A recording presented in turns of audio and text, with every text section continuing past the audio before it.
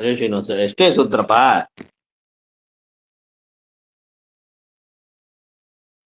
Hello.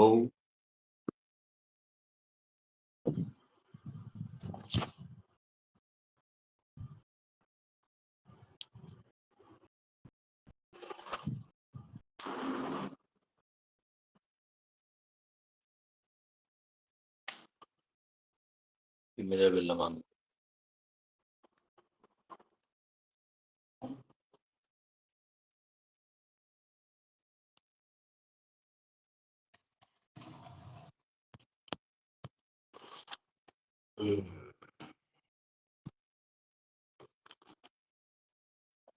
Hello.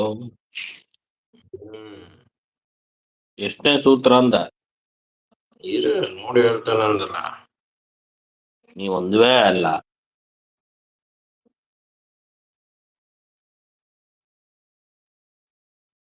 ಹೃದ್ಯಪೇಕ್ಷಾತ್ ಮನುಷ್ಯಾಧಿಕಾರತ್ವಾತ್. ಅಲ್ಲಿ ಹೇಳ್ತಾ ಇದ್ದಾರೆ. ಅದು ಎಷ್ಟನೇ ಸೂತ್ರ ಅಂದ್ರೆ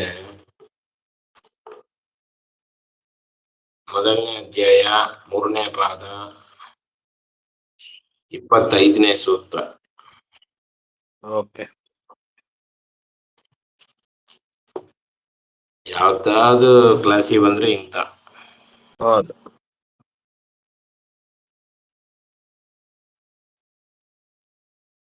ಹರೇ ನಮ ಆಚಾರ್ಯ. ಹರೇ ನಮ. ಕೆಲಸ ಕೇಳಿಸ್ತದೆ. ಕೇಳ್ತಾ ಇದೆ ಆಚಾರ್ಯ. ಶ್ರೀ ಗುರುಭ್ಯೋ ನಮಃ. ಬ್ರಹ್ಮಗುರುಭ್ಯೋ ನಮಃ. ಶ್ರೀಮದಾನಂದ ತೀರ್ಥಪಾದಾಚಾರ್ಯ ಗುರುಭ್ಯೋ ನಮಃ. ನಾರಾಯಣಂ ಗುಣೇಶ್ ಸರ್ವೇ ಉದಯಂಗಂ ದೋಷಪರ್ಜಿತಂ ನ್ಯಾಯಂ ಗಮ್ಯಂ ಗುರುಂ ಶಾಪಿ ಸೂತ್ರಾರ್ಥ ಉಚ್ಯತೆ ಕೃಷ್ಣಂ ರಾಮಂ ನಾರಸಿಂಹಂ ವ್ಯಾಸಂ ನತ್ವಾ ಕುರುನ್ನಪಿ ಜಗನ್ನಾಥಾಖ್ಯೇ ಖಿನಾ ಕ್ರಿಯತೆ ಸೂತ್ರ ದೀಪಿಕಾ ಬ್ರಹ್ಮಂ ಮಂಗರಹಿತಂ ಜಡಂ ಯಂ ಸದಾ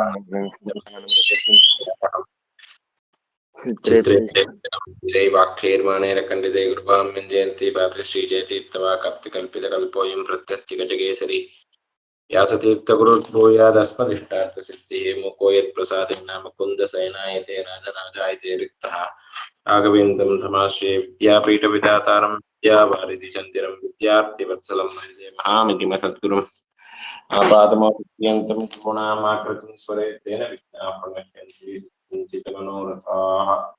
ಶ್ರೀ ಗುರುಭ್ಯೋ ನಮಃ. ಹರಿ ಓಂ. 25ನೇ ಓಂ 25 ಅಲ್ಲ? 5. ಓಂ ಹೃದ್ಯಪೇಕ್ಷಯಾತು ಮನುಷ್ಯಾಧಿಕಾರತ್ವಾತ್. ಓಂ ಹೃದ್ಯಪೇಕ್ಷಯಾತು ಮನುಷ್ಯಾಧಿಕಾರತ್ವಾತ್. ಓಂ. ಹಿಂದೆ ಅಂದ್ರೆ ಇದು ವಾಮನಾದಿ ಕನ್ನಡದಲ್ಲಿ ಬಂದಂತಹ 2ನೇ ಸೂತ್ರ. ನಾವು ಹಿಂದಿನ ಸೂತ್ರದಲ್ಲಿ ಈಶಾನ ಅಂತನ್ನುವಂತಹ ಶಬ್ದದ ಸಮನ್ವಯವನ್ನು ಭಗವಂತನಲ್ಲಿ ಮಾಡಿದ್ದೇವೆ. ಈಶಾನೋ ಭೂತಭವ್ಯಸ್ಯ ಅಂತನ್ನುವಲ್ಲಿ ಇರುವಂತಹ ಈಶಾನ ಶಬ್ದ, ಆ ಈಶಾನ ಶಬ್ದದ ಸಮನ್ವಯವನ್ನು ನಾವು ಹಿಂದಿನ ಸೂತ್ರದಲ್ಲಿ ಮಾಡಿದ್ದೇವೆ. ಅದರಲ್ಲಿ ಮಧ್ಯೆ ವಾಮನ ಮಾಸೀನಂ ಅಂತ ಹೇಳಿ ವಾಮನ ಶಬ್ದವು ವ್ಯವಕಾಶವಾದ ಶಬ್ದ ಶ್ರುತವಾದದ್ದರಿಂದ ಈಶಾನ ಅಂತನೋ ಶಬ್ದ ವಾಚ್ಯನಾದವನು ಭಗವಂತನೇ ಅಂತ ಸಮರ್ಥನೆ ಮಾಡಿದ್ದೇವೆ. ಅದರ ಮೇಲೆ ಪ್ರಶ್ನೆ ಬಂತು, ಏನಂತ? ಆ ಈಶಾನ ಶಬ್ದ ಯಾವ ಸ್ಥಿತಿಯಲ್ಲಿ ಬಂದಿದೆ ಅಲ್ಲೇನೆ ಅಂಗುಷ್ಟ ಮಾತ್ರ ಪುರುಷಃ ಮಧ್ಯೆ ಆತ್ಮನಿ ತಿಷ್ಠತಿ ಈಶಾನೋ ಭೂತಭವ್ಯಸ್ಯ ಅಂತನೋ ವಾಕ್ಯದಲ್ಲಿ ಬಂದ ಈಶಾನ ಶಬ್ದ ಸವನೆ ಮಾಡಿದ್ದೇವೆ. ಅಲ್ಲೇನೆ ಅಂಗುಷ್ಟ ಮಾತ್ರ ಅಂತ ಹೇಳಿದ್ದಾರೆ. ಅದಕ್ಕೆ ಈಗ ಪ್ರಶ್ನೆ ಬಂತು, ಅಂಗುಷ್ಟ ಮಾತ್ರ ಅಂತ ಹೇಗೆ ಹೇಳ್ತೀರಿ? ಭಗವಂತನಿಗೆ ಅಂಗುಷ್ಟ ಮಾತ್ರದ ಪರಿಮಾಣವನ್ನು ಹೇಗೆ ಅಂಗೀಕಾರ ಮಾಡಿಕೊಳ್ಳಲು ಸಾಧ್ಯ? ಅನಂತ ದೇಶವ ಕಾಲ ವ್ಯಾಪ್ತನಾದ ಭಗವಂತ ಕೇವಲ ಅಂಗುಷ್ಟ ಪರಿಮಾಣದಷ್ಟು ಇದ್ದಾನೆ, ಇದು ಸರಿ ಹೋಗೋದಿಲ್ಲ. ಅದಕ್ಕಾಗಿ ಅದನ್ನು ಸಮರ್ಥನೆ ಮಾಡೋದಕ್ಕಾಗಿ ಈ ಸೂತ್ರ ಹೃದ್ಯಪೇಕ್ಷಯಾತು ಅಂತ ಅನ್ನೋದು. ಇಲ್ಲಿ ಹೃದ್ಯಪೇಕ್ಷಯಾತು ಅಂತನೋ ಕಡೆಗೆ ತೂ ಅಂತನೋ ಶಬ್ದವಿದೆ. ಅಲ್ಲಿ ತೂ ಅಂತನೋ ಶಬ್ದಕ್ಕೆ ಅರ್ಥವೇಂದ್ರೆ ಏವಾರ್ಥೇ, ಅಂದ್ರೆ ಹೃದ್ಯಪೇಕ್ಷಯ ಏವ ಅಂತ ಒಂದರ್ಥ, ಅಥವಾ ಅಪಿಶಬ್ದಾರ್ಥೇಚ ಅಂದ್ರೆ ಹೃದ್ಯಪೇಕ್ಷಯ ಅಪಿ ಅಂತ ಹೀಗಿನೊಂದರ್ಥ. ತಥಾಚ ಸರ್ವಗತಸ್ಯಾಪಿ ವಿಷ್ಣೋಃ ಅಂಗುಷ್ಟ ಮಾತ್ರತ್ವೋಕ್ತಿ ಹೃದ್ಯಪೇಕ್ಷಯ. ಭಗವಂತ ಸರ್ವಗತನಾಗಿದ್ದಾನೆ. ಸರ್ವಗತನಾದಂತಹ ಯಾವ ಭಗವಂತ ಇದ್ದಾನೋ ಆ ಭಗವಂತನಿಗೆ ಅಂಗುಷ್ಟ ಮಾತ್ರತ್ವೋಕ್ತಿ, ಅಂಗುಷ್ಟದಷ್ಟು ಹೆಬ್ಬಟ್ಟಿನಷ್ಟೇ ಭಗವಂತನ ಪರಿಮಾಣ. ಅದನ್ನು ಪಡೆದುಕೊಂಡು ಹೃದಯದಲ್ಲಿ ಇದ್ದಾನೆ ಭಗವಂತ ಅಂತ. ಸರ್ವಗತ ಅಂದ್ರೆ ಸರ್ವವ್ಯಾಪಿ ಇಲ್ಲ ಆಚಾರ್ಯ, ಎಲ್ಲ ಕಡೆ ವ್ಯಾಪಿ ಇರ್ತಾನೆ. ಸರ್ವಗತ ಅಂತಂದ್ರೆ ಸರ್ವಸ್ಮಿನ್ ಗತ, ಗತ ಅಂದ್ರೆ ಇರೋದು, ಸರ್ವತ್ರ ವ್ಯಾಪ್ತ. ಸರ್ವತ್ರ ಸರ್ವತ್ರ ವ್ಯಾಪ್ತನಾಗಿದ್ದರೂ ಆ ಭಗವಂತ ಎಲ್ಲಾ ಕಡೆಗೆ ಇದ್ದವನು ಅಂತಂದ್ರೆ ಹೃದಯ ಗುಹೆಯಲ್ಲಿ ಅಲ್ಪವಾದ ಪರಿಮಾಣವನ್ನು ಪಡೆದುಕೊಂಡಿದ್ದಾನೆ. ಎರಡು ವಿರುದ್ಧ ಇದು. ಎಲ್ಲ ಕಡೆಗಿರುವ ಭಗವಂತ ಎಲ್ಲ ಕಡೆಗಿದ್ದಾನೆ ಅಂತ ಹೇಳ್ಬೇಕು. ಅಂಗುಷ್ಟದಷ್ಟೇ ಪರಿಮಾಣವನ್ನು ಪಡೆದುಕೊಂಡು, ಹೆಬ್ಬಟ್ಟಿನಷ್ಟೇ ಪರಿಮಾಣ ಅದನ್ನು ಪಡೆದುಕೊಂಡು ಹೃದಯ ಗುಹೆಯಲ್ಲಿ ಭಗವಂತ ಇದ್ದಾನೆ. ಎರಡು ವಿರುದ್ಧ. ಅದಕ್ಕೆ ಸೂತ್ರ ಹೇಳಿತು ಹೃದಯಪೇಕ್ಷಯಾತು. ಅಂದ್ರೆ ಈಗ ನಾವು ಹಿಂದೆ ತಿಳಿದಂತೆ ಆ ಜೀವನಿಗೆ ನಿಯಾಮಕನಾಗಬೇಕು ಅಂತ ಭಗವಂತ ಸಂಕಲ್ಪ ಮಾಡಿ ಜೀವನಲ್ಲಿ ಪ್ರವೇಶ ಮಾಡಿ ಇದ್ದಾನೆ. ಪ್ರವೇಶ ಮಾಡುವಾಗ ಹೃದಯ ಎಷ್ಟಿದೆಯೋ ಅಷ್ಟು. ಇದಕ್ಕೆ ಒಂದು ಉದಾಹರಣೆ ಕೊಡಬಹುದು ಅಂತಂದ್ರೆ, ಸುಮ್ನೆ ಮಾಯಾವಾದಿಗಳು ಒಂದು ಕೊಡ್ತಾರೆ, ಸರಿ ಈ ವಿಷಯಕ್ಕಲ್ಲ ಬೇರೆ ವಿಷಯಕ್ಕೆ ಉದಾಹರಣೆ ಕೊಡ್ತಾರೆ. ಯಥಾ ತಟಾಕೋದಕಂ ಕುಲ್ಯಾತ್ಮನ ಬಹಿರ್ಕೃತ್ಯ ಕೇದಾರಾನ್ ಪ್ರವಿಶ ಅಂತ ಅವರ ವೃತ್ತಿಯ ವಿಚಾರ ಮಾಡುವಾಗ ಅವರು ತಿಳಿಸ್ತಾರೆ. ಅಂದ್ರೆ ಈ ತೋಟ, ಹೊಳ, ಈ ಎಲ್ಲಾ ಕಡೆಗೆ ನೀರ್ ಕಳಿಸ್ತಾರೆ ನೋಡ್ರಿ. ನೀರ್ ಕಳಿಸಿದಾಗ ಒಂದು ಕಾಲುವೆ ಅಂತಂತಾರೆ, ಈಗೆಲ್ಲ ಪೈಪ್ ಒಳಗ್ ಹಾಕ್ತಾರೆ. ಕಾಲುವೆ ಅಂತಂದ್ರೆ ಆ ನೀರು ಹೋಗಿ ಸೇರೋದಕ್ಕಾಗಿ ಒಂದು ಹಾದಿಯನ್ನು ಮಾಡ್ತಾರೆ. ಅದು ನೀರೆಲ್ಲ ಹೋಗಿ ಸೇರಿ ಆ ತೋಟ ಎಷ್ಟು ದೊಡ್ಡದಿದೆ, ಅದರ ಯಾವ ಆಕಾರದಲ್ಲಿ ತೋಟ ಇದೆ, ಎಷ್ಟು ದೊಡ್ಡದಿದೆ, ಅದೇ ಆಕಾರದಲ್ಲಿ ಹೋಗಿ ಆ ನೀರು ಹೋಗಿ ಕೂಡುತ್ತೆ. ಹೊರತು ಅದಕ್ಕಿಂತ ಹೆಚ್ಚು ವ್ಯಾಪಿಸ್ಕೊಂಡಿರ್ಬೇಕು ಅಂತಲ್ಲ. ನೀರಿನ ಸಾಮರ್ಥ್ಯ ಇದ್ದರೂ ಎಷ್ಟು ಜಾಗ ಮಾಡಿದ್ದಾರೆ ಅಷ್ಟೇ ಜಾಗದಲ್ಲಿ ಹೋಗಿ ಕೂಡುತ್ತೆ ಅದು. ಹಾಗೆ ಭಗವಂತ ತಾನು ನಿಯಾಮಕನಾಗುವಾಗ ನಾನು ಜೀವನ ದೇಹದಲ್ಲಿ ಪ್ರವೇಶ ಮಾಡಿ ನಿಯಾಮಕನಾಗಬೇಕು ಅಂತ ಸಂಕಲ್ಪ ಮಾಡಿದ. ಪ್ರವೇಶ ಮಾಡುವಾಗ ಹೃದಯ ಎಷ್ಟು ದೊಡ್ಡದಿದೆ? ಅಲ್ಪ ಭಾಗವಿದೆ. ಅಂಗುಷ್ಟದಷ್ಟು ಪರಿಮಾಣವನ್ನು ಪಡುವಂತಹ ಒಂದು ಚಿಕ್ಕ ಭಾಗ ಇದೆ, ಅರ್ಭಕೌಕಸ್ತ್ವ ಅಂತಂತಾರೆ. ಹಾಗೆ ಚಿಕ್ಕ ಭಾಗವಿದ್ದದ್ದರಿಂದಾಗಿ ಅದೇ ರೂಪವನ್ನು ತೆಗೆದುಕೊಂಡು ಅಂಗುಷ್ಟದಷ್ಟೇ ಪರಿಮಾಣವನ್ನು ತೆಗೆದುಕೊಂಡು ಅಂಗುಷ್ಟ ಪರಿಮಿತ ಹೃದಯಾಕಾಶ. ಭಗವಂತನೇ ಅಂಗುಷ್ಟ ಅಂತ ಯಾಕೆ ಬಂತು? ಹೃದಯಾಕಾಶ ಇದು ಅಂಗುಷ್ಟ ಪರಿಮಾಣವನ್ನು ಪಡೆದಿದೆ. ಅಂಗುಷ್ಟ ಪರಿಮಿತ ಹೃದಯಾಕಾಶ, ಅಂಗುಷ್ಟದಷ್ಟೇ ಪರಿಮಾಣವನ್ನು ಪಡೆದಂತಹ ಹೃದಯಾಕಾಶ.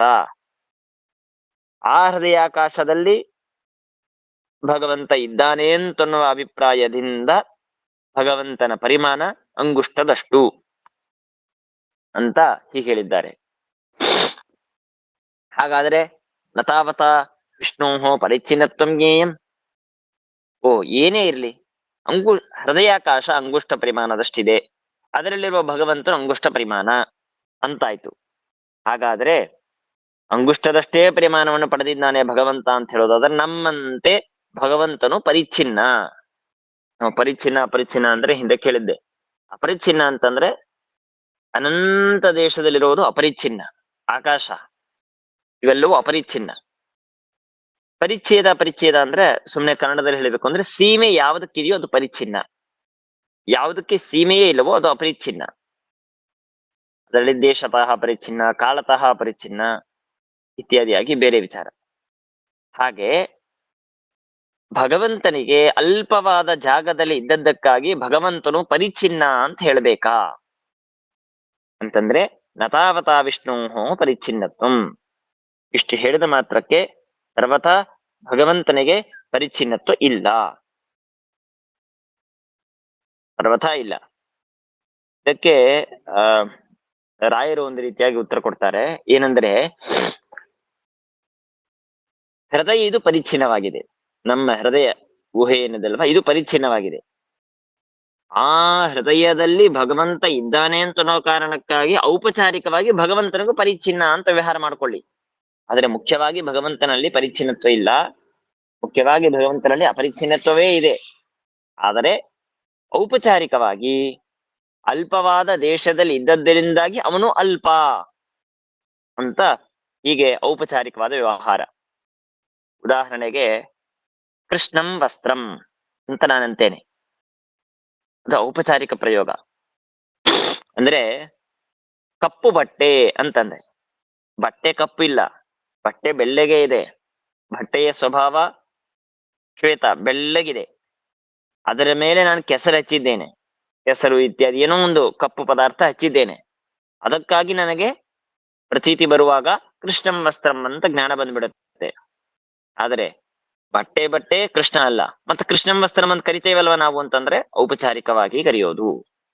ಮುಖ್ಯವಾಗಿ ಕೃಷ್ಣಂ ವಸ್ತ್ರಂ ಅಂತ ಕರೆಯೋದಲ್ಲ, ಮುಖ್ಯವಾಗಿ ಕೃಷ್ಣಂ ವಸ್ತ್ರಂ ಅಂತ ವ್ಯವಹಾರ ಮಾಡೋದು.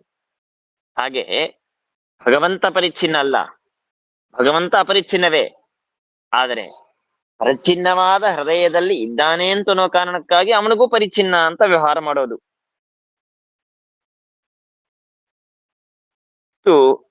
ನತಾವತಾ ವಿಷ್ಣೋ ಪರಿಚ್ಛಿನ್ನತ್ವಂ ಜ್ಞೇಯಂ ಇತ್ಯರ್ಥಃ. ಓ, ಈಗ ಮುಂದಿನ ವಿಚಾರ. ಹಾಗಾದ್ರೆ ಭಗವಂತ ತಾನು ಹೃದಯಾಕಾಶಾಪೇಕ್ಷೆಯ ತಾನು ಅಂಗುಷ್ಟ ಪರಿಮಾಣವನ್ನು ಪಡೆದುಕೊಂಡು ಇದ್ದಾನೆ ಅಂತನ್ನುವ ಅರ್ಥದಲ್ಲಿ ಅಂಗುಷ್ಟ ಮಾತ್ರ ಪುರುಷ ಇತ್ಯಾದಿಯಾದ ವೇದವಾಕ್ಯಗಳು ಸಮರ್ಥನೆ ಮಾಡಿಕೊಟ್ಟಿತು ಅಂತಂದ್ರೆ, ಹಾಗಾದ್ರೆ ಪ್ರಶ್ನೆ, ನಾನು ಅಶ್ವಾದೀನಾಂ ಅಂಗುಷ್ಟತ್ವಾಭಾವಾತ್ ಕಥಂ ತನ್ಮಾತ್ರತ್ವವಚನಂ ಸರ್ವಾಧಿಕಾರಿಕಂ. ಏನೋ ಮನುಷ್ಯನ ವಿಚಾರದಲ್ಲಿ ಹೇಳಿದ್ರಿ ಹೃದಯಪೇಕ್ಷೆಯ ಅಂತ, ಮನುಷ್ಯನ ಹೃದಯ ಅಂಗುಷ್ಟ ಪರಿಮಾಣದಷ್ಟಿದೆ, ಅದರಲ್ಲಿರುವ ಭಗವಂತನು ಅಂಗುಷ್ಟ ಪರಿಮಾಣ. ಹಾಗಾದ್ರೆ ಪಶು ಪ್ರಾಣಿ, ಇರುವೆ, ಸೊಳ್ಳೆ ಇತ್ಯಾದಿ ಎಷ್ಟು ಪ್ರಾಣಿ ಜೀವರಿದ್ದಾರೆ, ಅಲ್ಲಿ ಎಲ್ಲಾ ಕಡೆಗೆ ಭಗವಂತ ಅಂಗುಷ್ಟ ಪರಿಮಾಣ ಇದೆಯಾ ಅವನಿಗೆ? ಹೃದಯಾಕಾಶ ಅದು ಅಂಗುಷ್ಟ ಪರಿಮಾಣದಷ್ಟಿದೆಯಾ? ಇಲ್ಲೇ ಇಲ್ಲ. ಆನೆ ತಗೊಳ್ಳಿ, ನಮ್ಗಿಂತ ದೊಡ್ಡದು. ಅಂದ ಮೇಲೆ ಪಶ್ವಾದೀನಾಂ ಅಂಗುಷ್ಟತ್ವಾಭಾವಾತ್, ಪಶ್ವಾದಿಗಳಿಗೆ ಅಂಗುಷ್ಟ ಪರಿಮಾಣದಷ್ಟು ಹೃದಯಾದಿಗಳು ಇಲ್ಲೇ ಇಲ್ಲ. ಅಂದ ಮೇಲೆ ಕಥಂ ತನ್ಮಾತ್ರತ್ವವಚನಂ ಸರ್ವಾಧಿಕಾರಿಕಂ.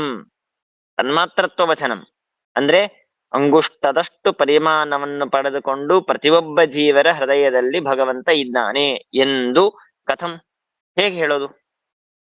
ವಿರುದ್ಧವಾಯ್ತಲ್ಲ ಇದು. ಒಬ್ಬ ಮನುಷ್ಯನಿಗೆ ಆಗಿದೆ ಅಂತಂದ ಮಾತ್ರಕ್ಕೆ ಸರ್ವ ಜೀವರಿಗೂ ಅದೇ ರೀತಿಯಾಗಿ ಅಂಗುಷ್ಟ ಪರಿಮಾಣವನ್ನು ಪಡೆದುಕೊಂಡು ಭಗವಂತ ಹೃದಯ ಗುಹೆಯಲ್ಲಿದ್ದಾನೆ ಅಂತ ಹೇಗೆ ಸಮರ್ಥನೆ ಮಾಡೋದು ಅಂತ ಪ್ರಶ್ನೆ ಬಂತು. ಅದಕ್ಕಾಗಿ ಹೇಳಿದ್ರು ಮನುಷ್ಯಾಧಿಕಾರತ್ವಾತ್.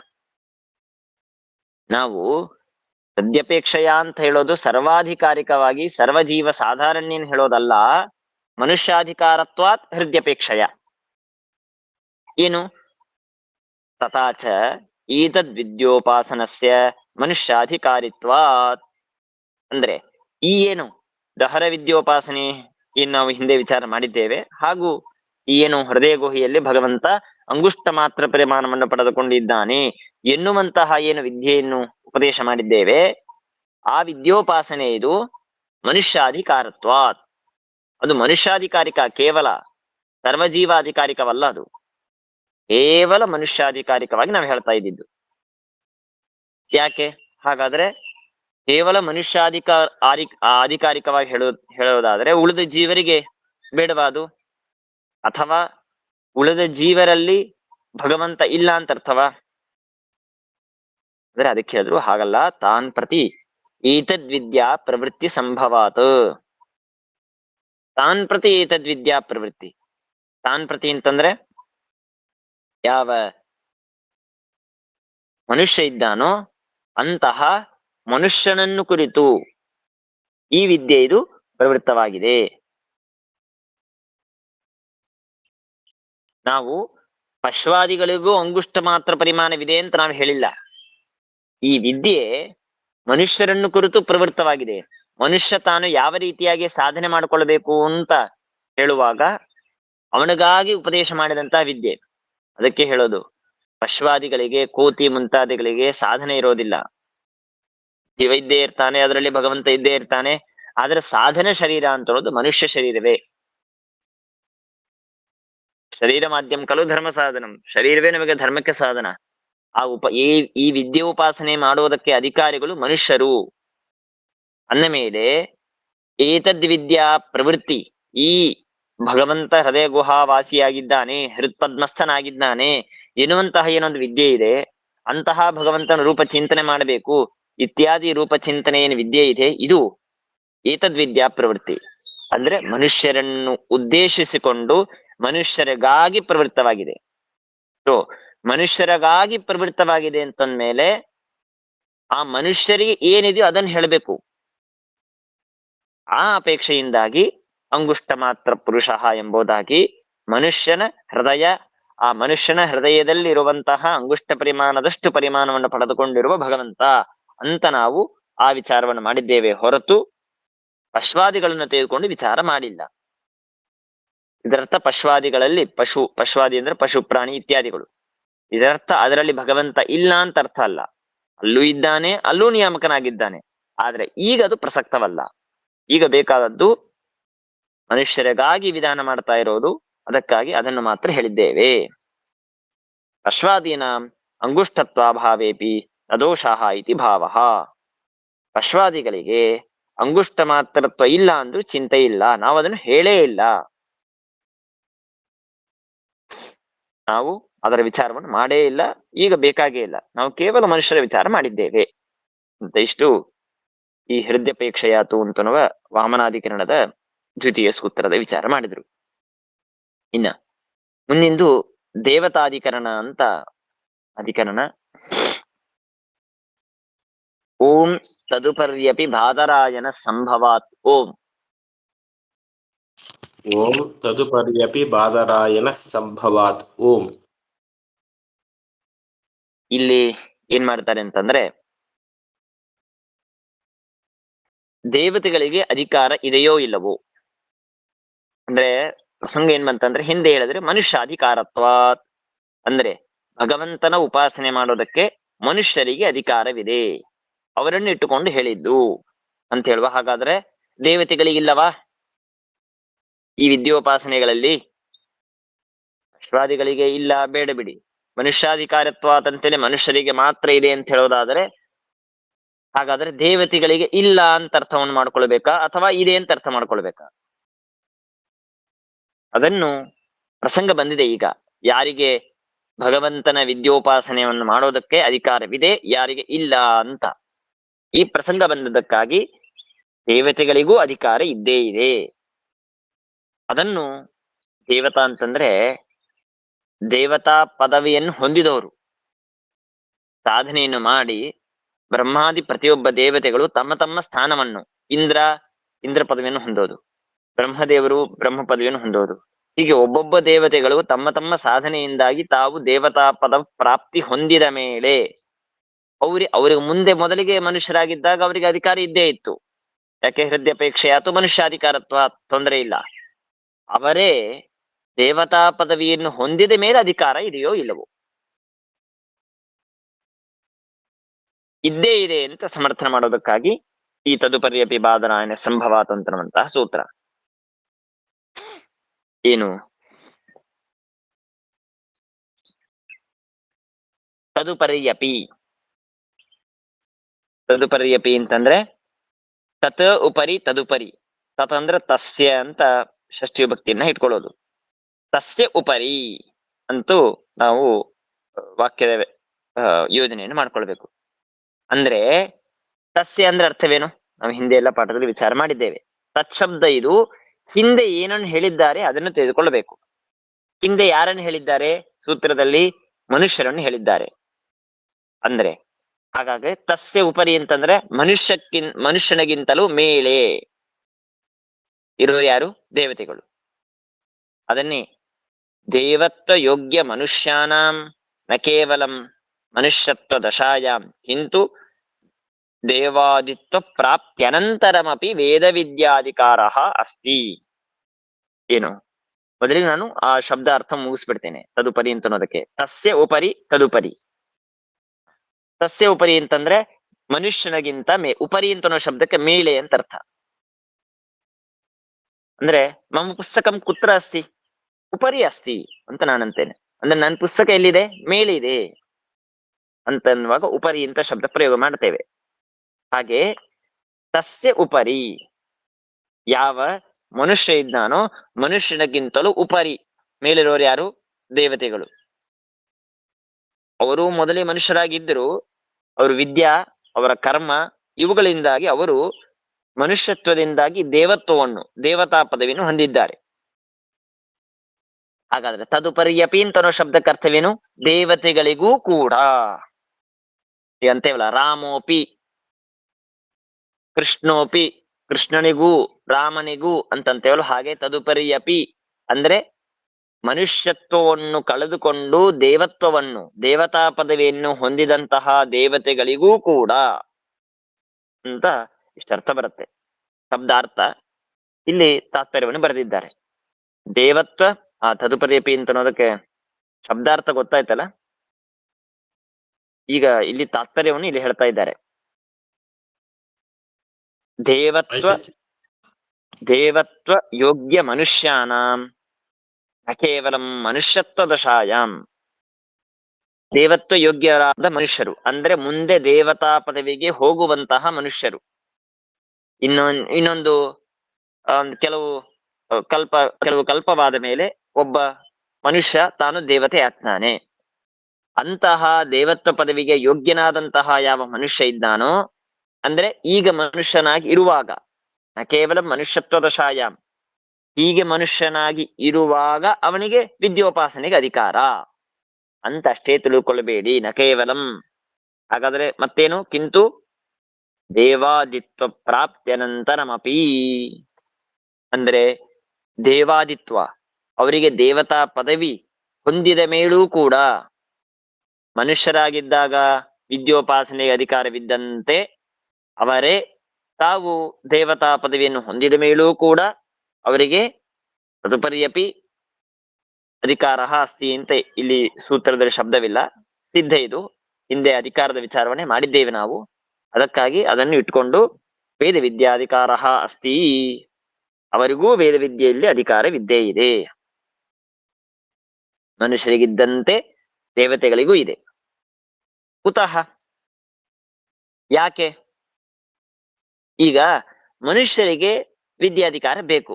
ಯಾಕೆ ಅಂದ್ರೆ ಅವರಿಗೆ ಪ್ರಾಪ್ಯ, ಅವ್ರಿಗೆ ಏನು ಕೆಲಸ ಆಗಬೇಕಾಗಿದೆ ಅದಿದೆ. ಅದು ಅವರಿಗೆ ಒಂದು ಲೋಕಪ್ರಾಪ್ತಿ ಆಗಬೇಕು, ಸಾಧನೆ ಮಾಡಬೇಕು. ಅದರಿಂದಾಗಿ ಅವರು ಹೊಂದಬೇಕಾದಂತಹದ್ದು ಒಂದಿದೆ. ಉದಾಹರಣೆಗೆ ನೋಡಿ, ಈಗ ಊಟ ಮಾಡ್ಬೇಕು. ಯಾಕೆ ಮಾಡ್ಬೇಕು? ಹಸಿವೆ ಆಗಿದೆ, ಅದಕ್ಕಾಗಿ ಹೊಟ್ಟೆ ತುಂಬಿಸ್ಕೊಳ್ಬೇಕು, ಊಟ ಮಾಡ್ಬೇಕು. ಊಟ ಮಾಡಿದ ಮೇಲೆ, ಹೊಟ್ಟೆ ತುಂಬಿದ ಮೇಲೆ ಮತ್ತೆ ಊಟ ಮಾಡ್ತೇವಾ? ಹಾಗಾಯ್ತಿದು. ಮನುಷ್ಯರಿದ್ದಾಗ ಅವರು ಆ ಪದವಿಗೆ ಹೊಂದಬೇಕು ಅಂತನೋ ಕಾರಣಕ್ಕಾಗಿ, ಸಾಧನೆ ಪರಿಪೂರ್ಣವಾಗಬೇಕು ಅಂತನೋದಕ್ಕಾಗಿ ವಿದ್ಯೋಪಾಸನೆ ಮಾಡ್ಕೊಳ್ಳಿ. ದೇವತೆಗಳು ಯಾಕೆ ಮಾಡ್ಬೇಕು? ಅವ್ರಿಗೂ ಅಧಿಕಾರ, ತದುಪರ್ಯಪಿ ಅವ್ರಿಗೂ ಅಧಿಕಾರವಿದೆ ಅಂತಂದ್ರೆ ಅದಕ್ಕೆ ಹೇಳಿದ್ರು ಸಂಭವಾತ್. ಏನು ಸಂಭವಾತ್ ಅಂದ್ರೆ ತೇಷಾಮಪಿ ಅಧಿಕಾರ ಪ್ರಯೋಜನ ವಿಶಿಷ್ಟ ಬುದ್ಧ್ಯಾದೇಹೇ ಯೋಗಾತ್. ಅಂದ್ರೆ ವಿಶಿಷ್ಟ ಬುದ್ಧಿಯಾದಿಗಳು, ತೇಷಾಮಪಿ ದೇವತಾ ಪದವಿಯನ್ನು ಹೊಂದಿದಂತಹ ದೇವತೆಗಳಿಗೂ ಕೂಡ ಅಧಿಕಾರ ಪ್ರಯೋಜಕವಾದ, ಅಧಿಕಾರಕ್ಕೆ ಪ್ರಯೋಜಕ, ಅವರು ಆ ಅಧಿಕಾರದಲ್ಲಿ ಇರಬೇಕು ಅಂತಂದ್ರೆ ಅವರಿಗೆ ವಿಶಿಷ್ಟ ಬುದ್ಧಿ, ಭಗವಂತನ ವಿಶಿಷ್ಟವಾದ ಜ್ಞಾನವಿರಬೇಕು. ಆ ಭಗವಂತನ ವಿಶಿಷ್ಟವಾದ ಬುದ್ಧಿಯಾದಿಗಳು, ಜ್ಞಾನಾದಿಗಳು ಬರಬೇಕು ಅಂತಂದ್ರೆ ಅವರು ವಿದ್ಯೋಪಾಸನೆ ಮಾಡಲೇಬೇಕು. ನಾನು ದೇವತಾ ಪದವಿ ಹೊಂದಿಬಿಟ್ಟೆ, ನಾನು ಯಾಕೆ ವಿದ್ಯೋಪಾಸನೆ, ವೇದ ವಿದ್ಯೋಪಾಸನೆ ಮಾಡಬೇಕು? ಮಾಡೋದಿಲ್ಲ ಅಂತ ಸರ್ವತಾ ಅಲ್ಲ, ಮಾಡೇ ಮಾಡ್ಬೇಕು. ಯಾಕೆಂದ್ರೆ ವೇದದಲ್ಲೇ ಒಂದು ಮಂತ್ರ ಇದೆ. ಋತಾಂತಃ ಪೋಷಮಾಸ್ತೆ ಪುಪುಷ್ವಾನ್ ಗಾಯತ್ರಂತೋ ಗಾಯತಿ ಶಕ್ವರೀಷು ಬ್ರಹ್ಮಾತ್ವೋ ವದತಿ ಜಾತ ವಿದ್ಯಾಂ ಯಜ್ಞಸ್ಯ ಮಾತ್ರಾಂ ವಿಮಿಮೀತ ಉತ್ವಹ ಅಂತ ಋಗ್ವೇದ ಸಂಹಿತೆಯಲ್ಲಿ ಬರುವ ಮಂತ್ರ ಇದು. ಇಲ್ಲಿ ತ್ವಹ ತ್ವಹ ಅಂತನೋ ಶಬ್ದಕ್ಕೆ ಬ್ರಹ್ಮ ಅಂತ ಅರ್ಥ. ಋಚಾಂ ತ್ವಹ ಪೋಷಮಾಸ್ತೆ, ಗಾಯತ್ರಂತೋ ಎರಡನೇ ಬಾರಿ ತ್ವ ಅಂತ ಬಂತು, ಗಾಯತಿ ಶಕ್ಪರೀಷು ಬ್ರಹ್ಮಾತ್ವೋ ಮೂರನೇ ಬಾರಿ ತ್ವ ಅಂತ ಶಬ್ದ ಬಂತು, ವದತಿ ಜಾತ ವಿದ್ಯಾಂ, ಆಮೇಲೆ ಯಜ್ಞಸ್ಯ ಮಾತ್ರಾಂ ವಿಮಿಮೀತ ಉತ್ವಹ ನಾಲ್ಕನೇ ಬಾರಿ ತ್ವಹ ಅಂತ ಶಬ್ದ ಬಂತು. ಇಲ್ಲಿ ತ್ವ ತ್ವ ಅಂತನೋ ಶಬ್ದಕ್ಕೆ ಅರ್ಥವೇನಂದ್ರೆ ಬ್ರಹ್ಮ ಅಂತ ಅರ್ಥ. ಅಲ್ಲರಿ ಬ್ರಹ್ಮ ಅಂತಂದ್ರೆ ಎಷ್ಟು ಜನ ಬ್ರಹ್ಮದೇವರು ಇರ್ತಾರೆ? ಒಬ್ಬರು ಬ್ರಹ್ಮದೇವರು ಇರ್ತಾರೆ. ಋಷಾಂತಃ ಪೋಷಮಾಸ್ತೆ, ಅಲ್ಲಿ ಒಂದು ತ್ವ ಅಂತ ಶಬ್ದ ಹೇಳಿದ್ರು, ಒಬ್ಬ ಬ್ರಹ್ಮದೇವರು. ಗಾಯತ್ರಂತೋ ಗಾಯು ಶಕ್ವರೀಶು, ಅಲ್ಲೊಂದು ಬ್ರಹ್ಮ ಅಂತ ಹೇಳಿದ್ರು. ಬ್ರಹ್ಮತ್ವೋ, ಅಲ್ಲೊಂದು ಬ್ರಹ್ಮ ಶಬ್ದ, ಅಂದ್ರೆ ಬ್ರಹ್ಮವಾಚಕವಾದ ಶಬ್ದ. ಇತ್ಯಾದಿ 4 ಜನ ಬ್ರಹ್ಮದೇವರು ಎಲ್ಲಿದ್ದಾರೆ? ಯಾವ ಸೃಷ್ಟಿಯಲ್ಲೂ ಯಾವ ಯುಗದಲ್ಲೂ ಒಬ್ಬ ಬ್ರಹ್ಮದೇವರು ಇರ್ತಾರೆ, 4 ಬ್ರಹ್ಮದೇವರು ಇರೋದಿಲ್ಲ. ಹಾಗಾದ್ರೆ 4 ಬ್ರಹ್ಮ ಅಂತಂದ್ರೆ ಅರ್ಥವೇನಂದ್ರೆ, ಮೋಕ್ಷದಲ್ಲಿ ಈಗಿನ ಬ್ರಹ್ಮದೇವರು ಹೋಗಿ ಮೋಕ್ಷಕ್ಕೆ ಸೇರಿರ್ತಾರೆ, ಮುಂದಿನ ಬ್ರಹ್ಮದೇವರು ಮೋಕ್ಷಕ್ಕೆ ಹೋಗಿ ಸೇರ್ತಾರೆ. ಹೀಗೆ ಕಲ್ಪ ಮುಗಿಯುವಾಗ ಒಬ್ಬೊಬ್ಬ ಬ್ರಹ್ಮದೇವರು ತಮ್ಮ 100 ವರ್ಷ ತಮ್ಮ ಸಾಧನೆಯನ್ನು ಮುಗಿಸಿಕೊಂಡು ಬ್ರಹ್ಮ ಪದವಿಯನ್ನು ಬಿಟ್ಟು ತಾವು ಭಗವಂತನ ಲೋಕ ಪ್ರಾಪ್ತಿ ಹೊಂದಿದ ಮೇಲೆ ಅಲ್ಲಿ ಒಬ್ಬೊಬ್ಬರೇ ಬ್ರಹ್ಮದೇವರು ಸೇರ್ತಾರೆ. ಹೀಗೆ ಅನೇಕ ಬ್ರಹ್ಮದೇವರು ಇರ್ತಾರೆ. ಅದರಲ್ಲಿ ಒಬ್ಬ ಬ್ರಹ್ಮದೇವರು ಏನ್ ಮಾಡ್ತಾರೆ? ಋಚಾಂ ತ್ವಹ ಪೋಷಮಾಸ್ತೆ, ಋಗ್ವೇದದಿಂದ ಭಗವಂತನ ಸ್ತೋತ್ರವನ್ನು ಮಾಡ್ತಾರೆ. ಇನ್ನೊಬ್ಬ ಬ್ರಹ್ಮದೇವರು ಪೌರುಷೇಯ ಗ್ರಂಥಗಳಿಂದಾಗಿ ಭಗವಂತನ ಸ್ತೋತ್ರ ಮಾಡ್ತಾರೆ. ಇನ್ನೊಬ್ಬ ಬ್ರಹ್ಮದೇವರು ಯಜ್ಞಾದಿಗಳಿಂದಾಗಿ ಭಗವಂತನ ಸ್ತೋತ್ರವನ್ನು ಮಾಡ್ತಾರೆ. ಅಂದ್ರೆ ಇಲ್ಲಿ ನಾನು ಇದನ್ನ ಯಾಕೆ ಹೇಳಿದೆ ಅಂತಂದ್ರೆ, ದೇವತೆಗಳಿಗೆ ವೇದ ವಿದ್ಯೆಯಲ್ಲಿ ಅಧಿಕಾರ ಇದೆಯೋ ಇಲ್ಲವೋ ಅಂತನ್ನೋದಕ್ಕೆ ನಾನು ಈ ಮಂತ್ರವನ್ನು ಉದಾಹರಣೆ ಕೊಟ್ಟೆ. ಈ ಮಂತ್ರದಲ್ಲಿ ಏನ್ ಹೇಳಿದ್ರು? 4 ಜನ ಬ್ರಹ್ಮದೇವರು, ಒಬ್ಬರು ಋಗ್ವೇದದಿಂದ ಉಪಾಸನೆ, ಇನ್ನೊಬ್ರು ಕರ್ಮದಿಂದ, ಇನ್ನೊಬ್ಬರು ಹೀಗೆ ಪೌರುಷೇಯ ಗ್ರಂಥಗಳಿಂದ. ಹೀಗೆ ಮಾಡ್ಬೇಕು ಯಾಕೆ? ಅವ್ರಿಗೆ ಅಧಿಕಾರವಿದ್ದಿದ್ದಿಲ್ಲ ಅಂದ್ರೆ ಮಾಡ್ತಾರೆ ಯಾಕೆ? ಅದು ಮೋಕ್ಷದಲ್ಲಿ ದೇವತಾ ಪದವಿಯನ್ನು ಬ್ರಹ್ಮದೇವರು ಹೊಂದಿ ತಮ್ಮ ಸಾಧನೆ ಮುಗಿಸಿಕೊಂಡು ಅವರು ಮತ್ತೆ ಮೋಕ್ಷಕ್ಕೆ ಹೋದ ಮೇಲೆ ಅಲ್ಲಿ ವೇದ ವಿದ್ಯೆಯನ್ನು ಉಪಾಸನೆ ಮಾಡಿದ್ದು ಕಂಡಿದೆ, ನಮಗೆ ಸ್ಪಷ್ಟವಾಗಿ ವೇದದಲ್ಲೇ ಕಂಡಿದೆ. ಅಂದ ಮೇಲೆ ಅವರಿಗೆ ವಿಶಿಷ್ಟ ಬುದ್ಧಿಯಾದಿ ಯೋಗವಿದ್ದದ್ದರಿಂದ ಅವರು ವೇದ ವಿದ್ಯೆಯಲ್ಲಿ ಅಧಿಕಾರ ಇದ್ದೇ ಇದೆ, ಅದರ ಉಪಾಸನೆ ಮಾಡೇ ಮಾಡ್ತಾರೆ. ಚತುರ್ಮುಖ ಬ್ರಹ್ಮದೇವರೇ ಮಾಡಿದ್ದಾರೆ, ಮಾಡ್ತಾರೆ. ಹಾಗಾಗಿ ಕೇವಲ ಈ ವೇದ ವಿದ್ಯೋಪಾಸನೆಗೆ ಮನುಷ್ಯರು ಮಾತ್ರ ಅಧಿಕಾರಿಗಳು ಅಂತ ತಿಳಿದುಕೊಳ್ಳಬಾರದು, ದೇವತೆಗಳು ಅಧಿಕಾರಿಗಳೇ. ಇತಿ ಈ ವಿಷಯವನ್ನು ಯಾರು ಹೇಳಿದರು? ಬಾದರಾಯಣ ಭಗವಾನ್ ವಕ್ತಿ ಇತ್ಯರ್ಥ. ಅಂದ್ರೆ ವೇದವ್ಯಾಸ ದೇವರು ಈ ಮಾತನ್ನು ತಿಳಿಸ್ಕೊಟ್ಟಿದ್ದಾರೆ. ಸರ್ವಥ ಬೇರೆಯವರಲ್ಲ, ವೇದವ್ಯಾಸ ದೇವರೇ ಈ ಅಂಶವನ್ನು ಸಮರ್ಥನೆ ಮಾಡಿ ಕೊಟ್ಟಿದ್ದಾರೆ. ಇಲ್ಲಿ ಇಷ್ಟು.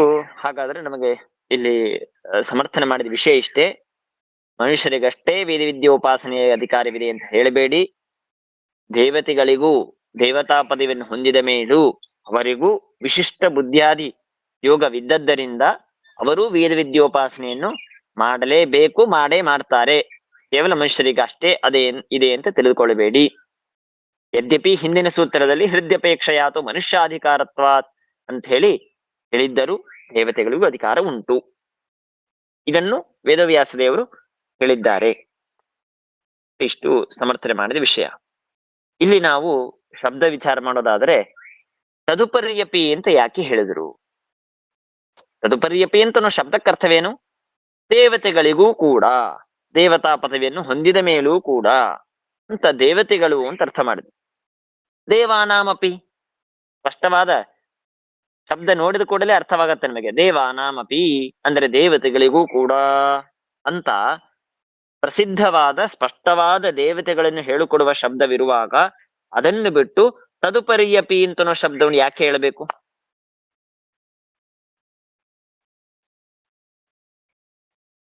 ಅಂದರೆ ಅದರ ಅಭಿಪ್ರಾಯವೇನಂತಂದ್ರೆ,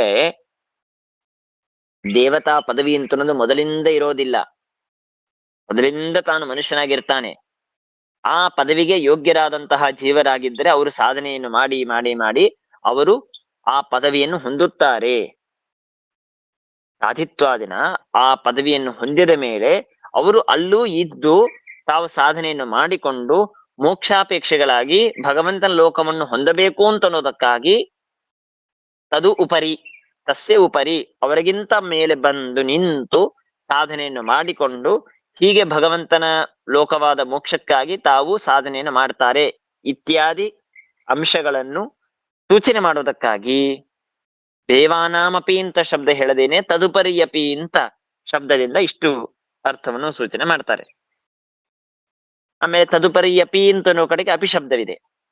ಈ ತದುಪರಿ ಅಂತ ಅನ್ನೋದಕ್ಕೆ ತಿಳಿದಿದ್ದೇವೆ ಯಾಕೆ ತದುಪರಿ ಶಬ್ದ ಇಟ್ಟಿದ್ದಾರೆ ಅಂತ. ಹಾಗೆ ಅಪಿ ಶಬ್ದವೂ ಇದೆ. ಅಪಿ ಶಬ್ದಕ್ಕೆ ಏನ್ ಅಭಿಪ್ರಾಯ ಅಂತಂದ್ರೆ ಕೇವಲ ಮನುಷ್ಯನಾದಾಗಿದ್ದಾಗ ಮಾತ್ರ ವೇದ ವಿದ್ಯಾಧಿಕಾರವಿದೆ ಅಂತ ತಿಳ್ಕೊಳ್ಬೇಡಿ.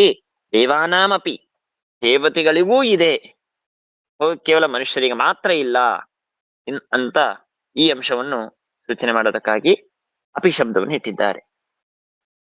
ಇದು ನಿಮಗೆ ಮನುಷ್ಯರ ಅಧಿಕಾರ ಹೇಗೆ, ದೇವತೆಗಳ ಅಧಿಕಾರ ಹೇಗೆ, ಯಾಕೆ, ಈ ಅಂಶವನ್ನು ನಾವು ಈ ಸೂತ್ರದಲ್ಲಿ ತಿಳಿದಿದ್ದೇವೆ. ಇನ್ನು ಇದರ ಮುಂದಿನ ಸೂತ್ರದಲ್ಲಿ ಇದರ ಮೇಲೆ ಒಂದು ವಿರೋಧ ಶಂಕೆಯನ್ನು ಮಾಡ್ಕೊಳ್ತಾರೆ. ದೇವತೆಗಳಿಗೆ ಅಧಿಕಾರವಿದೆ ಅಂತ ಹೇಳೋದಾದ್ರೆ ಒಂದು ಸಮಸ್ಯೆ ಬರುತ್ತೆ. ಮನುಷ್ಯರಿಗೆ ಅಧಿಕಾರವಿದೆ ಅಂದ್ರೆ ಏನ್ ತೊಂದರೆ ಇಲ್ಲ, ದೇವತೆಗಳಿಗೆ ಅಧಿಕಾರವಿದೆ ಅಂತ ಅಂದ್ಬಿಟ್ರೆ ಒಂದು ಸಮಸ್ಯೆ ಬರುತ್ತೆ. ಅದನ್ನು ಪರಿಹಾರವನ್ನು ಮುಂದಿನ ಸೂತ್ರದಲ್ಲಿ ಮಾಡ್ತಾರೆ. ನಾಳೆ ಮಾಡ. ಆಯ್ತು. ಶ್ರೀಕೃಷ್ಣ. ಶ್ರೀಕೃಷ್ಣ.